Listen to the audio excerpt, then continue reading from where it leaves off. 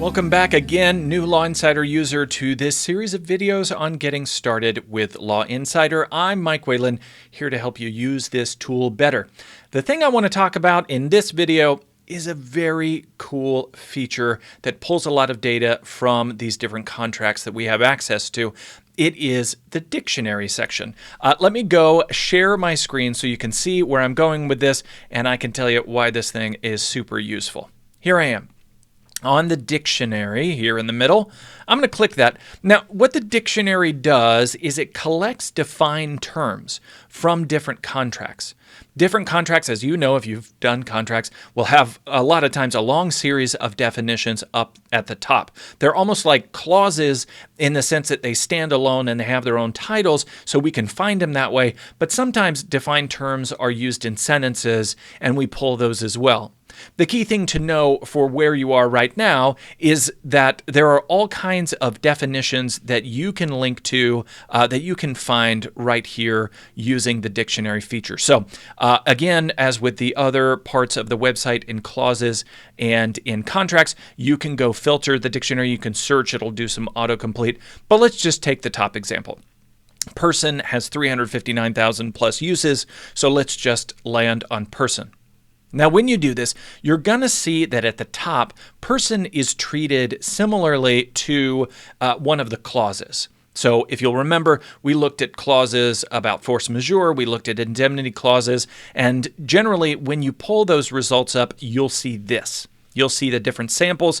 This is based on a grouping of 15,000 documents that this language, person means any natural person, corporation, etc., this grouping of language comes up very often. So they're grouped together. As we did before, you can click through to the sample. You can see it in action in the contract. If you like it, you can save the whole contract. Otherwise, you can save it from here into one of your lists. You can also copy it for different use cases, different levels of membership. You can actually just copy the text and paste it into something else. This will be copied either into your clipboard on your computer, or it'll be copied in a saved section in the tool on Law Insider. So that's the stuff at the top. It looks very much like the clauses. Now, if you scroll down, you're going to see examples of person used in a sentence. Now, one of the new trends, and we've talked about this on the Contract Teardown show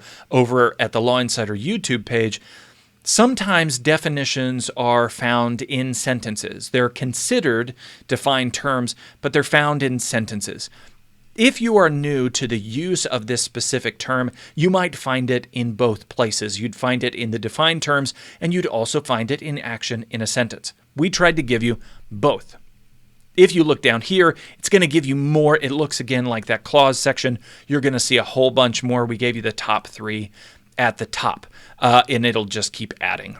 What I want to show you, though, is over here on the left. Oh, and I should point out again here, you've got the split view just like you did with the clauses, that you can compare the different uses inside the different contracts in one screen. Now, here's what I really like on the left-hand side. It will show you the use of person in a clause, and you can jump over to the clause screen.